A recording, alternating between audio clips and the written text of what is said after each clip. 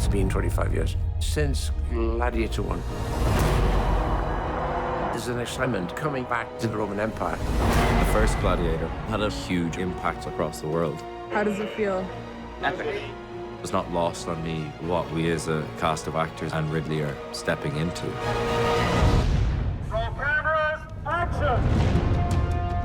The story they came up with, it was brilliant. It speaks to a deep human experience. Where you are, I am too.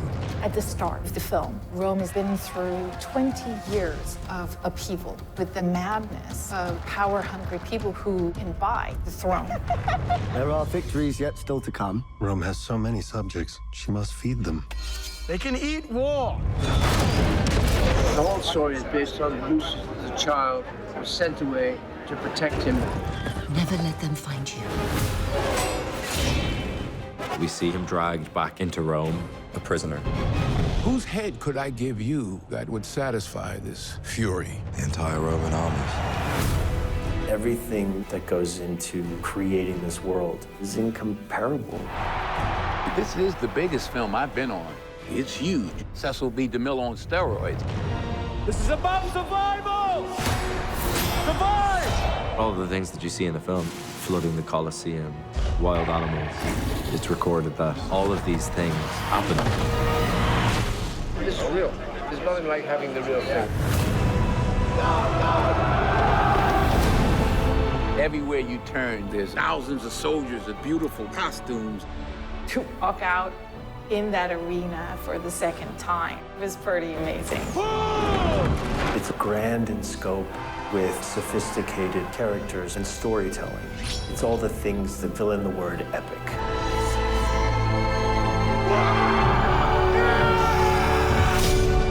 Strength and honor!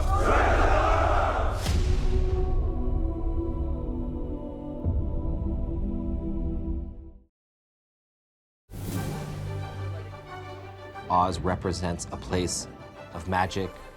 So to be able to invite an audience into this beautiful world is really exciting. Welcome, new students. Expect the unexpected. The things that you think are impossible, the things that you've been dreaming about, aren't impossible at all. Absolutely remarkable. A magic wand. Galinda, just like Elphaba, wants to find her magic. Seriously? Nothing is just one dimension in the world of Oz. Instead of going down, gravity can go up. That special magic is palpable. Oz is full of surprises, too. Animals talk. Animals are no longer permitted to teach. What? You can't permit this. I'm afraid it's out of our hands. And so it becomes this really beautiful, unselfish crusade to help the animals. Oh. You're behind all of this. You have no real power. Exactly. That's why I need you. It isn't about relying on someone else. It really is about harnessing the power that she has and figuring out how to use that to do good the way she needs to. That's the most magical part of the whole thing. You can do anything. I know. Wicked. Rated PG.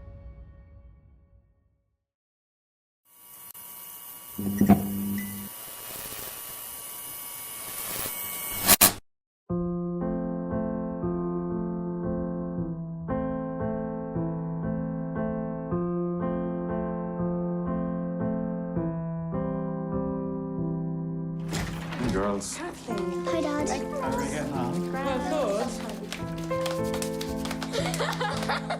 Come on, now, finish up your toast before it gets cold.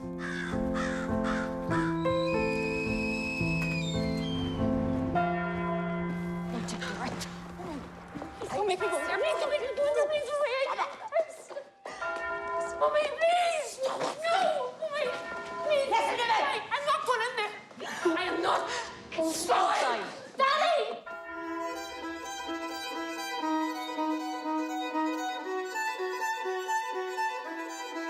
I will live in the past, the present, and the future. I will not shut out the lessons that they teach. Well, good to see you again. You too. And, you know, another great performance. And it's one of those, you watch this and you definitely feel for the guy because you think back, 1985, you got your kids, you got stuff that's going on, but then he sees something out of the ordinary. And it's kind of like, what do you do? You know, you can only imagine being put in that situation. And I know that, when you were doing the performance, you had to really dig deep into thinking, okay, what's up? Yeah. Yeah, they're the sorts of films that I like and the sort of stories that I like that, you need to put you need to put yourself into the character's shoes, and it gives the audience this moral dilemma that they have to grapple with through the course of the film. I think that's really good writing, Mm-hmm. And even going along with what you just said, yeah, you're sitting there watching it and you know what I mean? I was you, just walking because you want to, see what's going on and what would you do and how do you handle it? And, you think back in 1985, there weren't a lot of things that could be helped. Well, yeah, particularly, I mean, in Ireland, it's like a different country back then, you know what I mean? Mhm. It really was a totally different country. And like I was a kid then, but it's as compared to now, it's like a different world, Mm-hmm. That's good. That's good. Mm. And then also, even just with your guy, like you said, he finds out, the things that are going on. And it almost sounds like I'm talking in circles because I don't want to give anything away. I want you to see this and be going, oh, so, but, he's finding out all these things, but then also he's even finding out different things in regards to himself, which Yeah. always opens you up. Yeah, and I think that's kind of probably what the title of the movie and the book refers to, is this kind of accumulation of small things where he's kind of accumulating knowledge about himself and his past and unresolved grief, and then obviously what's happening in this town around him. And all of these small things lead to the final act of the film, where he ends up. Right. And then also you're not only acting in this, you're one of the producers. What was it about this story that drew you into be on that side as well? I think it's everything that we've discussed, about it. And I felt like it's a seemingly simple story, but it's deeply, deeply complex in many ways. And there's a real universality to the story. Like wherever we've played the movie around the world, people have connected to it, even though it's told in this small little town in Ireland in the 80s. And I like stories that are told that have a human dimension to them, that have a human side to them. And I like stories that let the audience in. Like there's a lot of space for the audience to get into this story. So, and I also like trying to take a little bit of control back and not having to wait for, because there are scripts out there. There's lots of scripts, but there's not always the ones you want to do. So when you're waiting around, you should try and generate your own work if you can. That's for sure. That's for sure. And I think that's a great way for us to wrap this part up. Because like I said, yeah, folks, see this, for yourself so you can see this story and just have it, unfold in front of you. And you're just going to be going, wow, with the whole thing.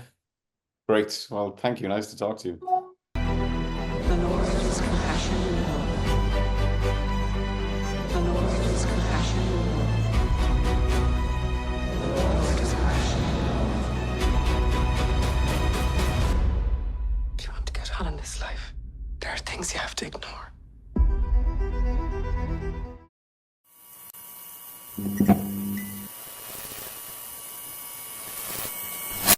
Hi, Greg. How are you? You're from Detroit. Yay. I wasn't born in Detroit, but it's like my second home because my father and all my family on my father's side are from Detroit.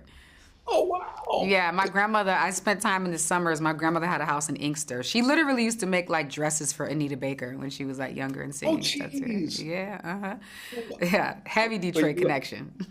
You are a Detroit sister, just like Yes. I just got done talking to Titus. He's from Kalamazoo. Right. And that's where my dad's side of the family is from. I and love he that. used coming on our family's lake. So Oh, it's like, amazing. Small world, small little Detroit world.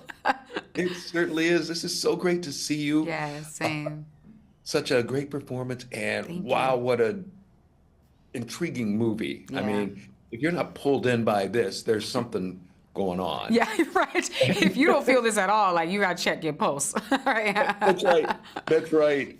And really, the one thing that even came up last night, I was watching with my wife, and you were talking to, your husband in the film Yes. about different things, and trying to get him straight. And I said, you know what? He's younger than me, but he needs to learn a little bit more, because the reality is there are plenty of times when your wife knows you better than you know yourself. Thank you. So, that part. Somebody take that sound clip and put it on social media, okay? Which can be annoying at times. I've heard that before. Well, I feel like you know me better than I know me. I'm like, yeah, kind of. so I just follow along with what she says, and that's what, As long as she loves you. As long as she loves you and she's looking out for you, you're good. That's right. That's right. And like you said, that's what you were doing for your husband, just looking out for him, because Absolutely. Just all that stuff in the past. Sometimes your past will blur your future. Absolutely. Mm-hmm. Yes. But I think it's interesting because what I love about this film, and it's essentially why I wrote the song Bricks for the film, is because I love examining this idea that your past doesn't have to. And I actually think it's quite miraculous. I think that's one of the great miracles of life. And also why I personally love God. But is that your past trauma does not have to define your present and your future. And I think we see in Terrell and Aisha's relationship two people that love each other completely and are and unconditionally, but also are unwavering or trying to be unwavering in the boundaries that they've set for each other. You know what I mean? And loving each other in that way.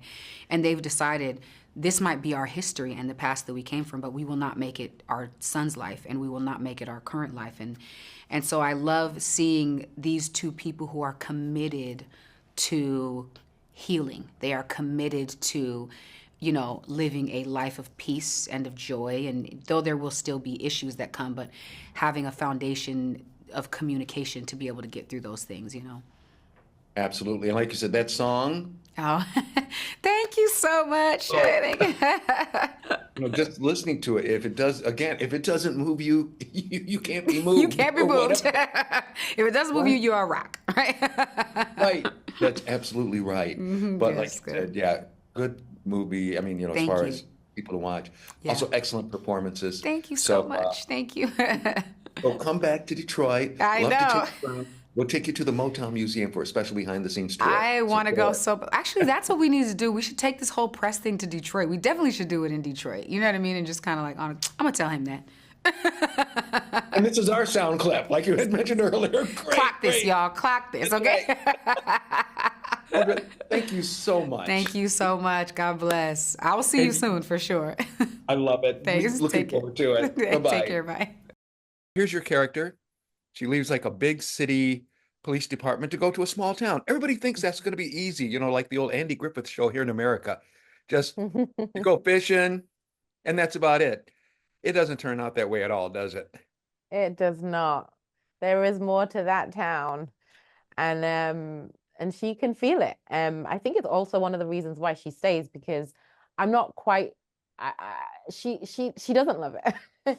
she has all these defenses up, and I think ultimately she's a bit afraid and a bit lost and a bit needs a little love. And the question I was asking a lot is, why is she here? Why has she stayed? And I think she's, ultimately she's afraid. She's afraid of being a small fish in a big pond again. She's afraid of trying to figure out what her purpose is and fulfilling it. Because like I said, here's your guy, he got put away, comes out, just trying to get everything back together. But you realize as well that the town's got something going on. Yeah, nobody's at peace in this town because the town itself, for whatever reason, isn't at peace. There's a history and a mystery to this place that predates everything that's gone before. Back to that tree and everything, the pilgrims before that left their mark on this tree, and there's some energy throughout this place which is which is freaking everybody out.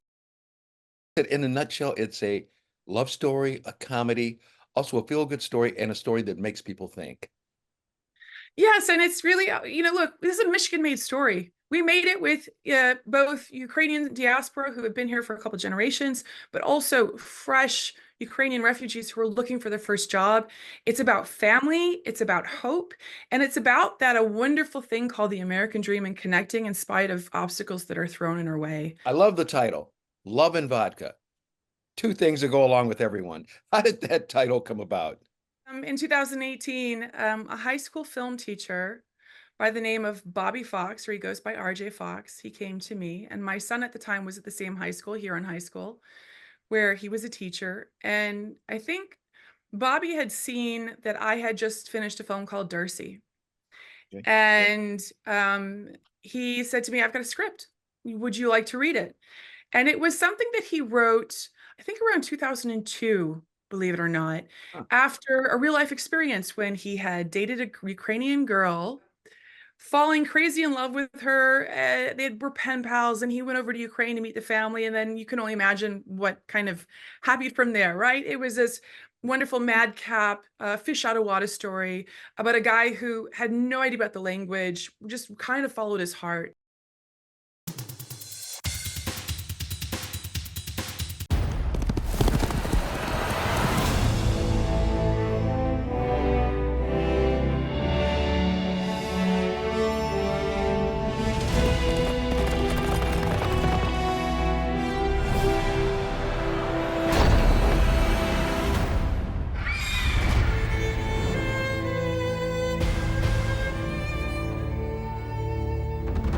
All Middle-earth knows the tale of the War of the Ring. But 200 years before that... Riders of the Mark! Brothers of Rohan! There was an older tale. Arise!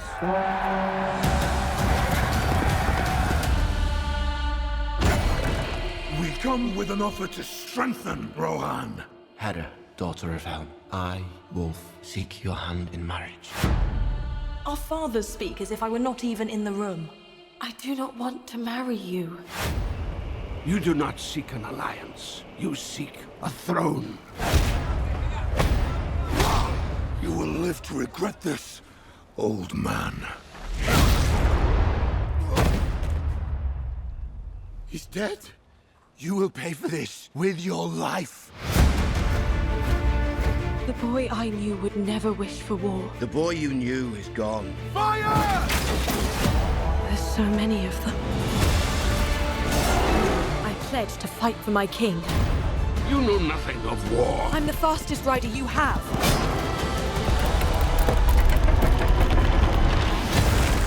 People need hope here. Something to believe in. My pride. My joy. You could rule the world. You think I am afraid of you?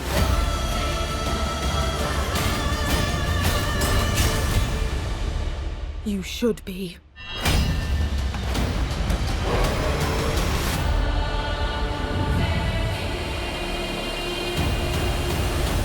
What does Mordor want with rings?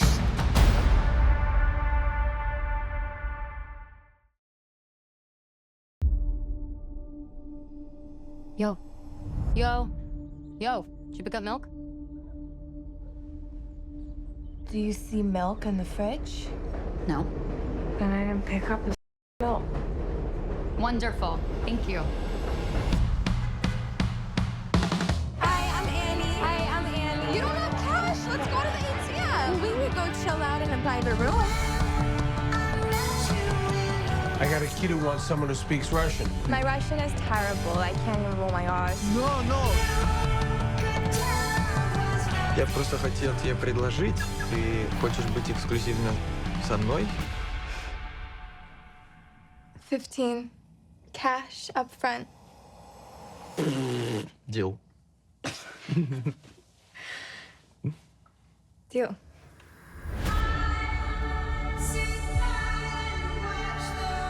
If I get married to an American, I wouldn't have to go back to Russia. Okay, so we should marry. And you, Anora, take this handsome gentleman. Да я был с ним 2 недели назад буквально. Он не женат.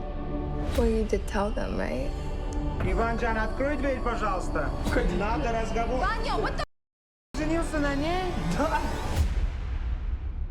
What's going on here? Они написали, что она проститутка, блядь. Like, what do you do to get all of this? I am telling you, you do not know this guy. Vanya! It's a fraud marriage, and we're getting in an old ASAP. Oh my God. Be a man and talk to me.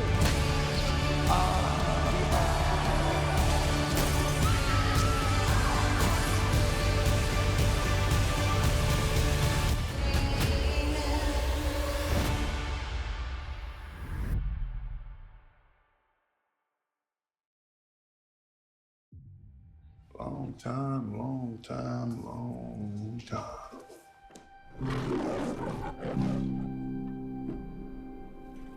Woo!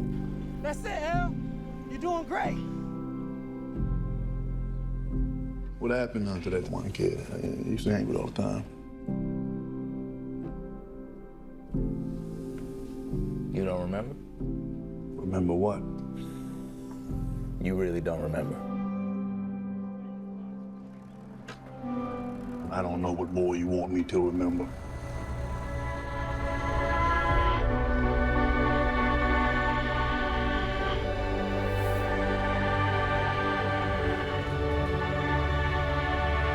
What are you gonna do? He's now or never. Hello.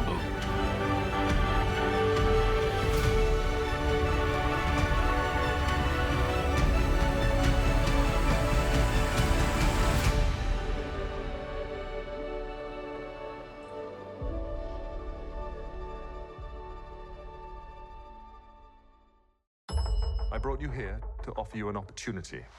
Oh, I smell what you're stepping in. It's gonna get good.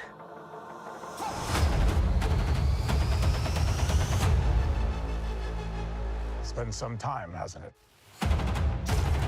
You've come up in the world. I could say the same about you. I wonder if your darker half would agree.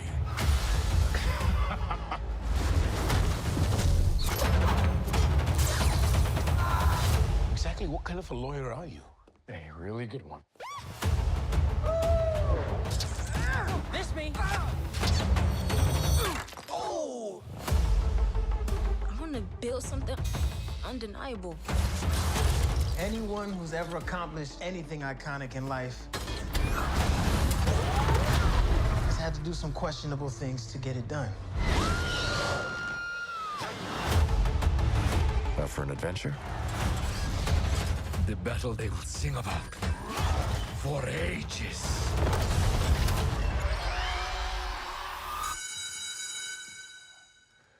You can slate whenever you're ready. Simon Williams, reading for Wonder Man. I was born to play this character. And we both have a lot riding on this. You better not mess this up. I know.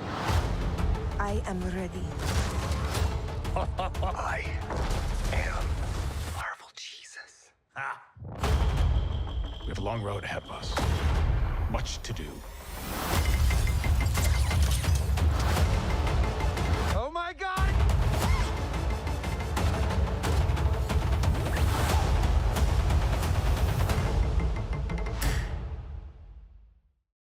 Ladies and gentlemen, I want you to give a warm welcome to our friend, Mr. Bob Dylan. Bob Dylan has written some of the most iconic songs of the last century. Bob and his music reigns over culture. I'm so infatuated with lyrics and songwriting, and that was Bob's genius. Every music moment is super grounded and has a purpose. It's story-driven, it's character-driven. It was clear that we needed to do everything live. It was important for me to sing and play on set because it was in the spirit of the movie to do it live. He learns the entire thing, top to bottom. That's harmonica and guitar and vocal. It's pretty special. Woody wants to hear something. You shy? Not usually. Come gather round, people, wherever you roam. He was writing music that was more blunt about things that were going on.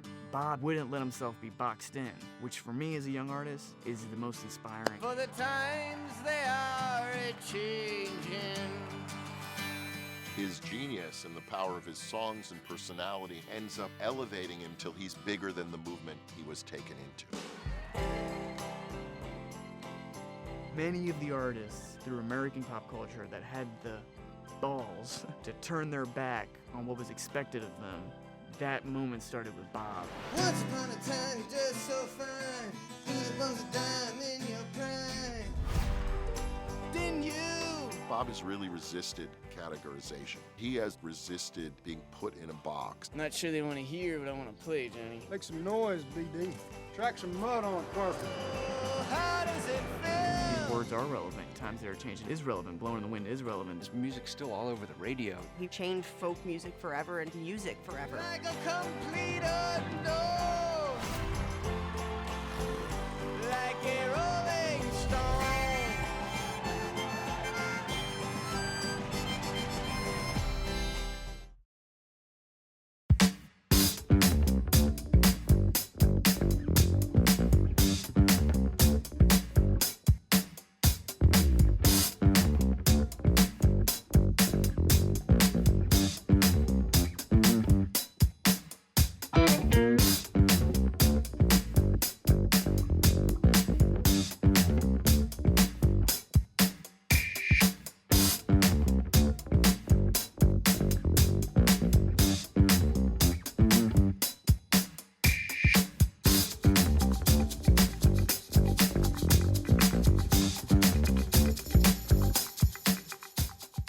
Check out MovieShowPlus.com to watch this episode online and for exclusive content, extended interviews with Greg Russell, and a complete archive of movie reviews with Tom Santilli.